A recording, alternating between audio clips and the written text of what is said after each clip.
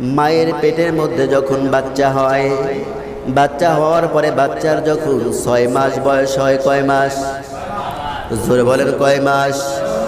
6 মাস যখন বয়স হয়, এই বাচ্চার খাবারের দরকার আছে না নাই? জোরে বলেন। এই বাচ্চার খাওয়ানোর প্রয়োজন হয়। মায়ের পেটের মধ্যে 6 মাসের বাচ্চাকে খাওয়ানোর যখন প্রয়োজন হয়, পৃথিবীর কোন নেতা নেত্রী, ডাক্তার, কবিরাজ, ইঞ্জিনিয়ার কি ওই মায়ের পেটের মধ্যে যে বাচ্চা, ওই বাচ্চার খাবার দিতে পারে নাকি?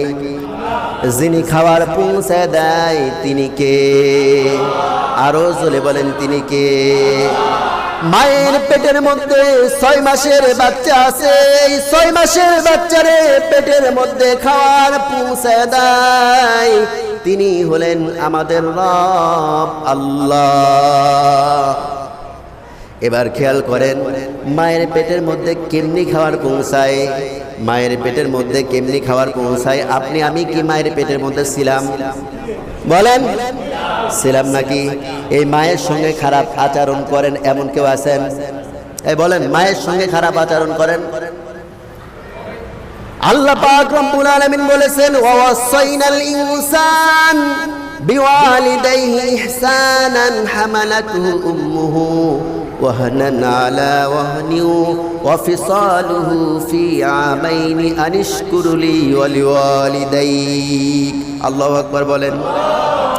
হযরত লুকমান তার সন্তানকে নসিহত করেছিল, হে আমার সন্তান, তুমি সব কিছু করো, তুমি শিরক করো না। আল্লাহ পাক কি করলেন? এই লুকমান কোন নবী রাসূল না, এই যে তার সন্তানকে নসিহত করলেন, এই নসিহত করার কারণে, শিরকের বিষয়ে নসিহত করার কারণে আল্লাহ পাক রব্বুল আলামিন হযরত লুকমানের প্রতি খুশি হইয়া তার নামে একটা সূরা কুরআনুল কারীমের মধ্যে দিয়ে দিলেন। সুবহানাল্লাহ বলেন। সেই সূরা লুকমানে 1 2 3 4 5 কত?